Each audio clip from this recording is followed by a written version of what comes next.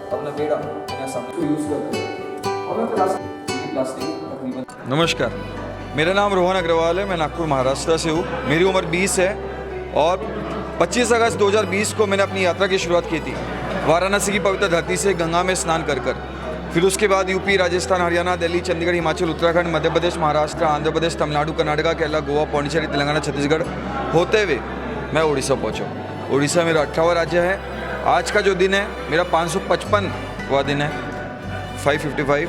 तकरीबन 10,000 किलोमीटर मैंने अभी तक पैदल चल चुका हूँ। 40,000 किलोमीटर की लिफ्ट के माध्यम से मैंने यात्रा किया। ये यात्रा करने का मूल उद्देश्य जो है वो है प्लास्टिक के बारे में लोगों को जागरूक करना, प्लास्टिक के हानिकारक गुण के बारे में बताना और प्लास्टिक को कैसे कम कर सकते हैं उसके बारे में, उसके मिसयूज़ को रोकना, साथ ही सिंगल यूज़ प्लास्टिक को बैन करना। और साथ ही जो यात्रा है मेरी साइबेरिया तक मैं करने वाला हूँ। साइबेरिया रशिया में आता है, पूरा विश्व का सबसे ठंडा जगह है। मैं अभी देश के बाहर में भी जाऊंगा, मतलब अभी उड़ीसा, झारखंड, बिहार, बंगाल, सिक्किम, नॉर्थ ईस्ट करते हुए Myanmar, Thailand, Cambodia, Laos, Vietnam, China, Hong Kong, Macau, Mongolia, Russia और साइबेरिया के अंदर जो जगह आता है दुनिया का सबसे ठंडा ओमियाकॉन, वहाँ तक जाऊँगा। वो पूरा विश्व का सबसे ठंडा होने के कारण उसका जो टेम्परेचर होता है वो है -72। इस वजह से ही मैं पहला भारतीय बनूंगा जो वहाँ तक पहुँचेगा।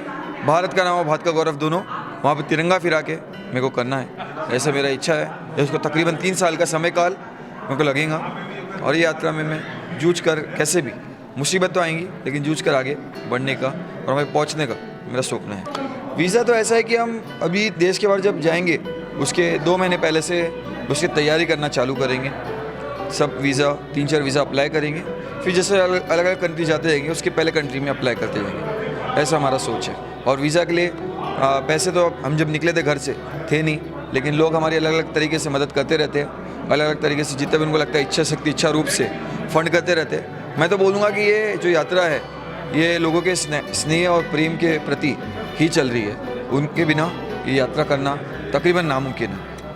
ये जो सोच है, ये सोच आने में बहुत सारी चीज़ें थी, जीवन में बहुत सारी चीज़ घटी, समझी और समझ में आया। ये सब चीज़ समझ कर, सीख कर मेरे को यात्रा में आने का प्रेरणा मिला। उसमें मुख्य तौर पर जो मेरी रुचि थी अलग सभ्यता के बारे में, रीजन के बारे में, कल्चर के बारे में और लैंग्वेजेस के बारे में। और साथ ही मेरे को हर चीज़ समझी कि ये जो भारत के जो देश है, जो संस्कृति है भारत की, वो इस तरह से बनी है कि भारत में ट्रैवल का बहुत कल्चर को प्रमोट किया जाता है। घर के बाहर वरांडा रखना प्रमोट किया जाता है। घर के बाहर वरांडा रखना जहाँ पे कोई इंसान आकर रुक सकता है, सो सकता है। 4 धाम जो भारत के बने हुए हैं, आप देखोगे हर रिलीजन में ट्रैवल है। हिंदुज़म में राम भगवान, इस्लाम में प्रॉफिट मोहम्मद, क्रिश्चियनिटी में जीसस, बुद्धिज्म में बुद्धा, आदि शंकराचार्य, विवेकानंद, महावीर, गुरु नानक जी और महात्मा गांधी भी सब यात्रा करते थे। ये सब चीज़ समझ कर, सीख कर और साथ साथ गुरुकुल की पद्धति से समझ कर, सीख कर जो देशाटा नाम की यात्रा करते थे, जिसमें अलग अलग सभ्यता, रिलीजन, कल्चर, लैंग्वेज और लोगों के बारे में समझना, सीखने के बारे में कार्य करते, अध्ययन करने के बारे में, वही यात्रा के बारे में दोहराने के बारे में मैंने यात्रा शुरू किया था। साथ ही लोगों को और समाज को कुछ अच्छा कार्य देने के लिए, कुछ करने के लिए, क्योंकि सब चीज़ अपन ने जीवन में हरदम पाया है, अपन ने कुछ लेके आए भी नहीं थे और इसलिए सब चीज़ अगर अपने को सब मिली है भगवान के द्वारा, नेचर के द्वारा या पर्यावरण या माता पिता के द्वारा, तो कुछ देना भी चाहिए। ऐसा मेरे को लगा, ऐसा समझ कर, सीख कर मेरे को लगा कि कुछ देना चाहिए।